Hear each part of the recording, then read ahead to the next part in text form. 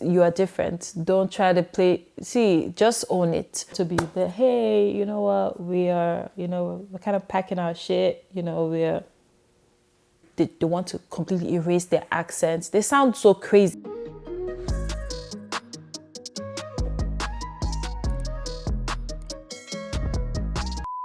Hey everyone, you're welcome back to my channel. This is Martha or Ekaete. Ekaete. So I said, let me start dropping my Akwa Ibom name on this channel. If you are Akwa Ibom, just, talk to me. I don't know what that intro was about, but hey everyone, this is Martha here and you're welcome back again to my channel. Today we're going to be talking about something that has been a struggle or is still a journey.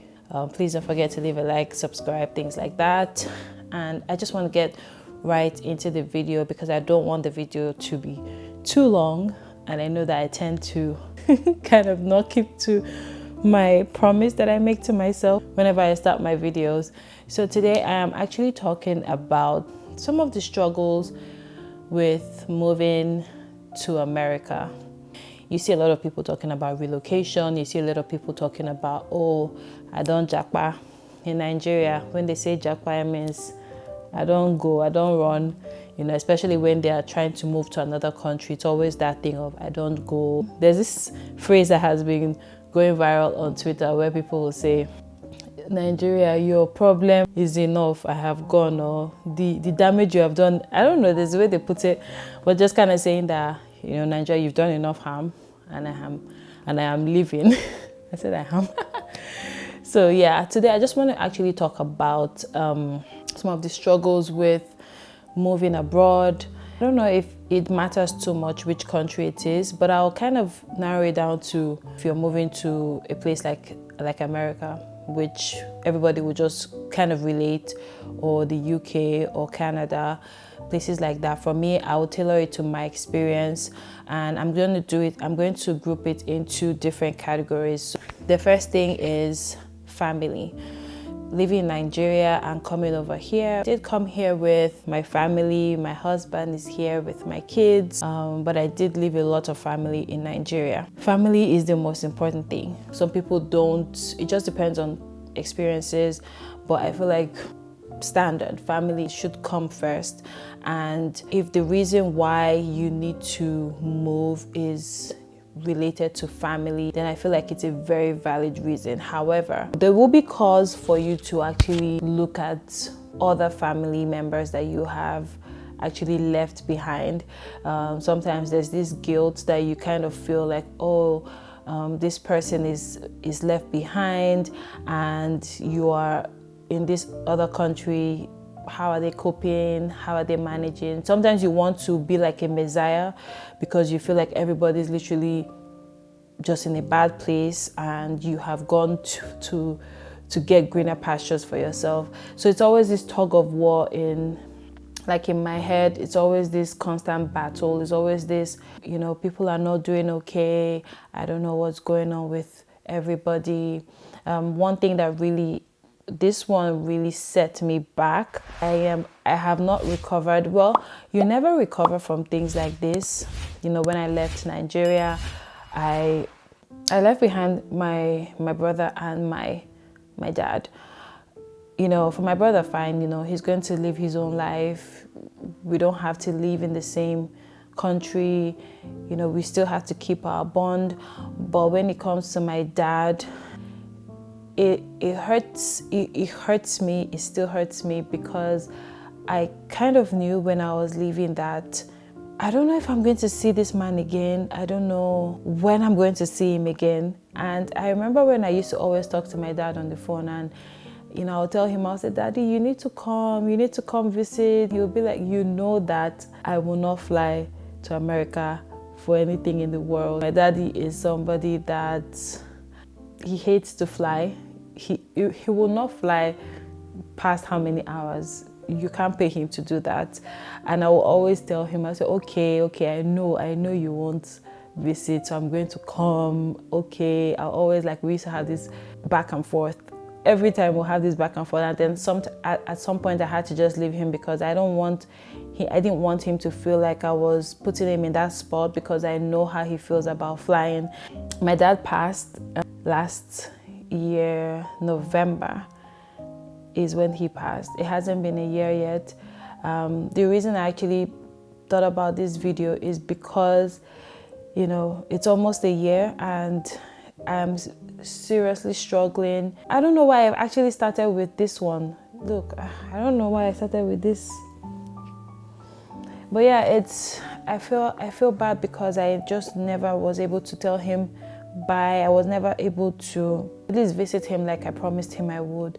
And it's all because I'm here. I wasn't able to visit him, and it's just something I constantly struggle with. I'm constantly battling with it. I'm not over it. You know, loss is very deep.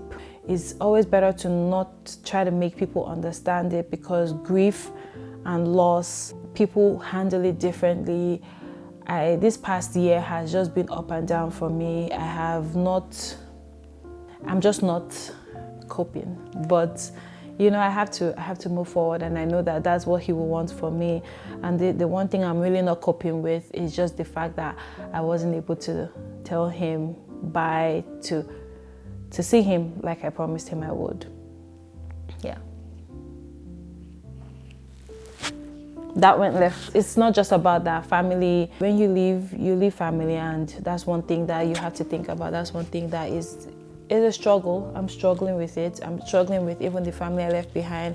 I'm very close to other family members, very close, and I'm still struggling, but I have to move past this one, because I have just set myself to a place that I didn't want to go to.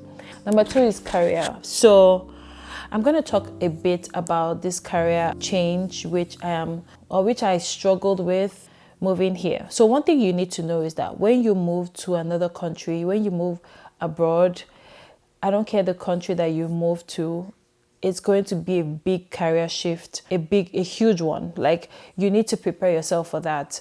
If you move to, let's say you move to Canada. I bring up Canada because I have, my closest friend is in Canada, and my best friend, before she will fight me and say, oh, so now I have moved from best to close.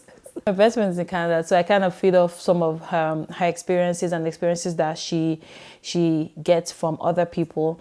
The number one thing is, it doesn't matter like how grounded you are, whatever you wear in your country, it matters. Let me not say it doesn't matter. But one thing is that when you move, you're going to have to almost start afresh. It's going to be like you're just leaving university. That's how it's going to feel, because when you're going into the job market, it's going to be like you are starting afresh, and it's a big shift.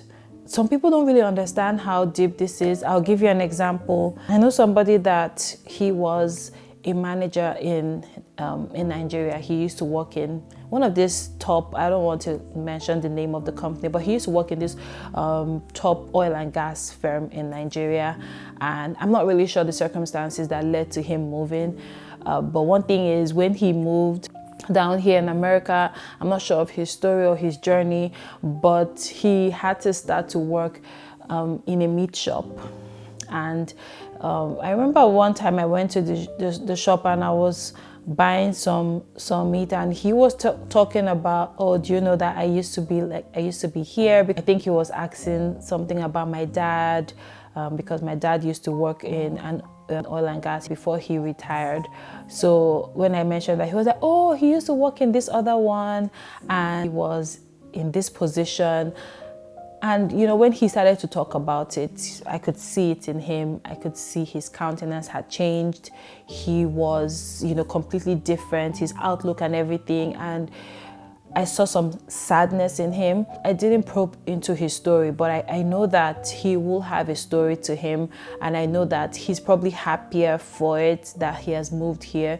There are other things that would have led to him moving here. So I'm not going to say that that's the biggest setback anybody can have, but it's just something to be prepared for. Like, you have to know that there are things that you are going to have to do. You're not going to just jump in and, you know, level up with the people that have been here. Companies have to get trust. They have to build that trust in what you're able to offer. It doesn't matter what's on your CV. Some people even have to do courses. You move to America, you move to Canada, especially Canada. Canada, they give you opportunities to be able to move there. You get your permanent residency straight away, but you're going to still have to do things like you can do an extra course. My friend in Canada, she had to do a course to get her to a position where companies will actually want to hire and want to put their trust in her. It doesn't, and the thing is, she has a wealth of experience. The same thing with me. I feel like I had to almost start afresh. Okay, I'm gonna put it like this: if you move to America, if you move with me, what I've struggled with is me feeling like I'm late to the party, and I'm very grateful. I'm not going to say I'm extremely grateful for the opportunity to even be able to do it, to even be able to get employment. I don't want to play it down. I am very grateful for it, but it's something that you have to be aware of. You have to be aware that career-wise is going to be a big shift. Yeah. Number 3, I'm going to talk about friendships. When it comes to friendships, that's one thing I'm struggling with. I'm struggling with it big time. In Nigeria, I had friends. I've never been the friendliest in the room. Like, you're not going to pick me out and say, "Whoa, she is just super friendly."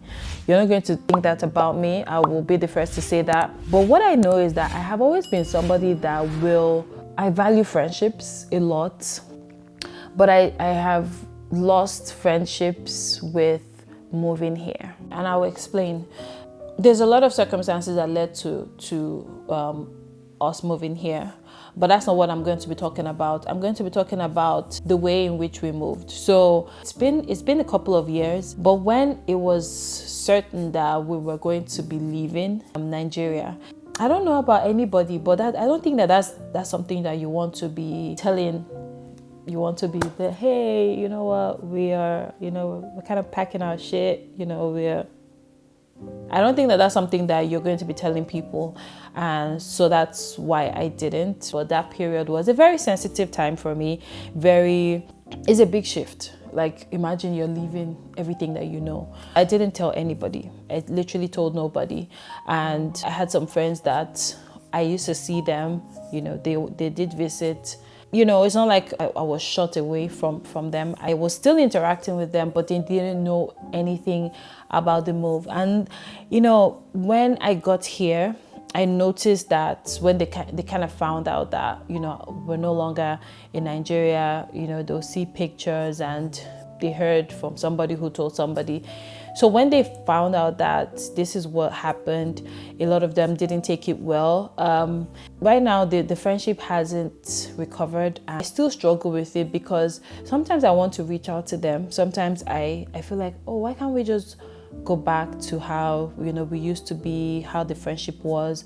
Sometimes I feel bad because I just want them to know that it's not like I didn't want to carry you along. It's not personal. Sometimes I want to be able to share that. I want to be able to let them know that this is not how it is.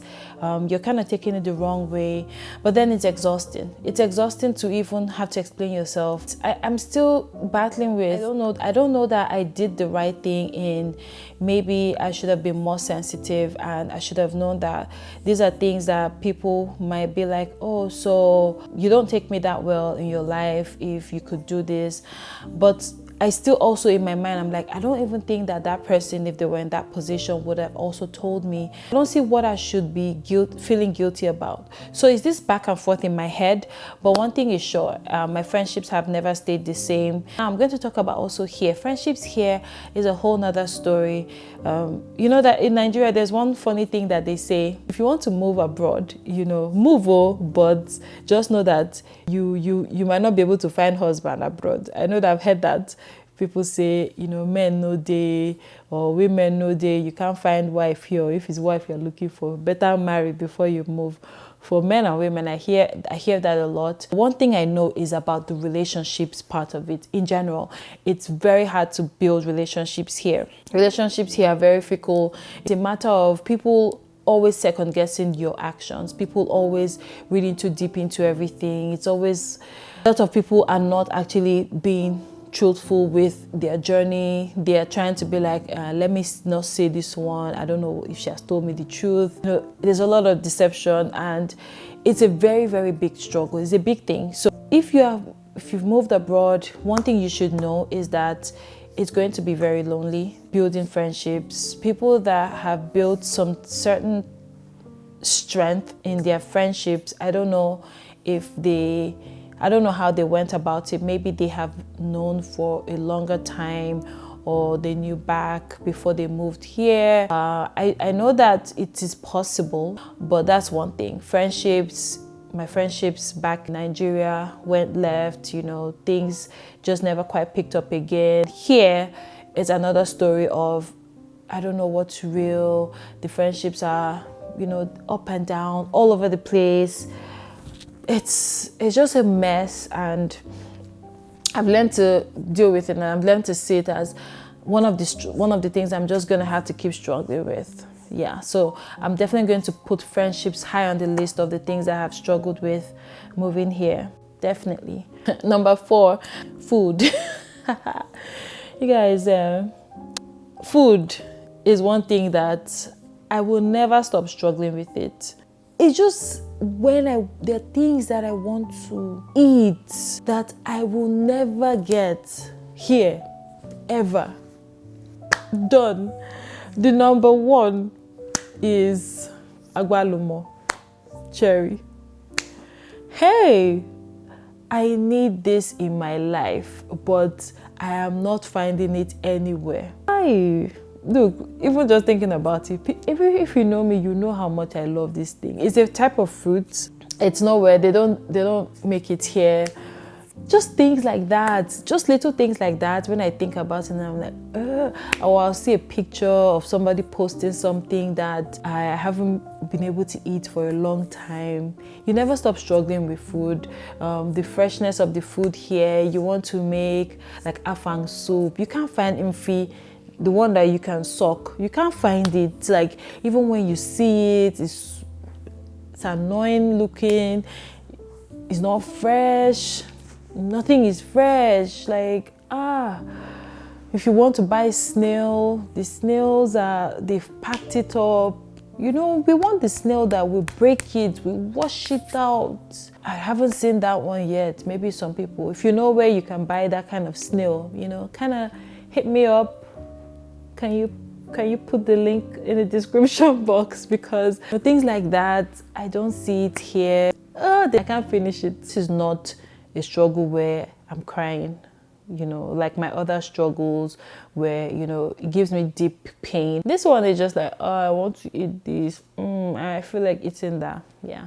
One thing I'm still struggling with is food. Number 5, the last one I'm going to be talking about is, I don't know if I should say discrimination, but let me just say it because I have experienced it firsthand. So I love the environment. You're going to love it. At first, it might be difficult settling in, but when it comes to discrimination, you need to be ready for it, especially depending on the country that you're moving to. Here in America, it's going on, but the experiences are very far in between. So if I experience something a bit off today, I probably wouldn't experience it for the next couple of months, which I actually appreciate, because I can't imagine having experiences like that happen over and over again. It's going to really, it will really set me off. But when it comes to like a place like Canada, I have heard a lot of experiences of people talking about discrimination in Canada. Number 1 thing I'll say is that you should be ready for the fact that you're different. Everybody sees color, and don't ever think that for 1 second your color doesn't just pop out. Not just your color, there's everything different about you. You know, if you're African and you move to these countries, you are different. Don't try to just own it. With me, I am somebody that I see some people when they move here, they start to try to speak they want to completely erase their accents. They sound so crazy because at the end of the day, I don't care how you're trying to erase your accent. I hear it loud and clear. I'm very good with distinguishing accents. Even in America, I can easily tell accents of people from different states, you know, much more a different country. Stop trying to disguise your accent. I mean, speak well. But for me, I told myself that no matter how I try to speak well, I want to speak well. I want people to be able to understand me. I don't want to ever sound like I'm trying not to be Nigerian. Look, I'm Nigerian. I am owning that, and I will never ever try to not own it, you know, because that is me, and that is my history, and that is my story, and that is my reality. So I have had a lot of subtle discrimination here and there when it comes to everything that I am, which is an immigrant. I'm gonna just give one example. There was one time I went for a job interview. This job interview was very promising. When the lady was speaking to me on the phone, when she called me in, she sounded very happy. I made sure to sound and not disguise my accent in any way. There are times that I'm able to, I don't know, I'm able to kind of disguise it, but I realize that subconsciously I do it. I feel like everybody will go through that. When you're talking to an American, you might be almost trying to sound like them in a way that you want them to be able to understand you. But that is different from when you're trying to completely erase your accent. You know, those are two different things. But on that particular call, when I was speaking to the lady, I didn't want to disguise it. So I was actually speaking like the way I'm speaking now. You know, so she knows I'm different, and you know, if she's okay with it, if they're on board, I don't want to be surprising anybody. So yeah, she called me in for the interview. I ran over there, and right off the bat, when I walked in, I knew that this is not a place that I'm going to be working in. I just knew, like my spirit gave off this vibe of no. So I knew that I wouldn't be working there. The number one thing is I didn't see any diversity, just people going in and out. I don't think there's anything wrong with that. I still believe that because this is Texas, especially I was in Dallas at the time, I feel like there's enough Black, white, Hispanic, there's enough of all the different classes of people. I feel like there's enough to go around. So just not seeing as much diversity, you know, that stood out to me. And then, you know, when I went in and I was waiting for the person that was going to be interviewing me, the man walked in, and he walked in with his wife, and they were just looking at me and scrutinizing the heck out of me. I have been to a number of interviews, so I understand. I know what I'm saying when I'm saying that they were just scrutinizing me with their looks. They were basically judging me with their eyes. I remember when I was talking and trying to answer some of the questions that I was being asked, and the wife just kept looking at my nails. I had my nails were not even, it was just fairly long, like a bit longer than what I have here. Nothing crazy. When I say crazy, I don't believe that people don't judge anybody for their nails, like but I'll just say that mine wasn't as long. But she just kept looking at my nails. Like when I would talk, I would do like this. She was just looking and looking. The husband is looking at me like, he just, it's hard to explain these things. People that would have been in situations like this will know what I mean. I didn't feel right at all. I felt so judged. I felt like I was being looked down on. There were some comments that were made, were so condescending, to the point like I was like, why was I invited here again? I haven't experienced that type of interview before. That one really threw me off, and not to go too deep into it, but yeah, that was something, that was an experience that I didn't enjoy. Maybe one day I'm going to talk about some of the racial discrimination that I've experienced here. I'm not ready to talk about some of those now, because there was one that really got to me. It got to me really bad, and it really set me in a bad place for some time. But one thing I'm going to emphasize is that when you're moving abroad, one thing that should stand out should be your reason. your reason has to be very, very valid. If your reason is family based, if your reason is something that you're able to live with, I will tell you that you're able to thrive. People are thriving, especially here in America. I see a lot of people thriving. I feel like I'm thriving because I am finally getting to be at peace with things around me, learning to live with my reality. And I know that things will get better. You know, human beings are made to be able to rise above adversity. It's never an easy journey. There are some things that people say to me sometimes that really hurts me, because sometimes I'm made to feel like I should just constantly feel guilty, and I should just constantly be in the position where I should know that I am in a better position than they are. And people's challenges are different. Because your challenge is in this doesn't mean that your challenge is heavier than my challenge, which is in a different spotlight, in a different area. I will just emphasize that I am truly, truly grateful, and I know that I will continue to thrive and I will continue to live, because that's all we can do at the end of the day. On that note, I'm going to say, yeah, thank you so much for watching this video. And you know, I would really love to hear your thoughts on any of the struggles that you're going through. If you're just moving, if you're thinking about moving, if you have been able to find that balance that we're all looking for, I really love to hear it. I hope to catch you on the next one. Take good care of yourself, take good care of your family, and stay safe out there. Bye.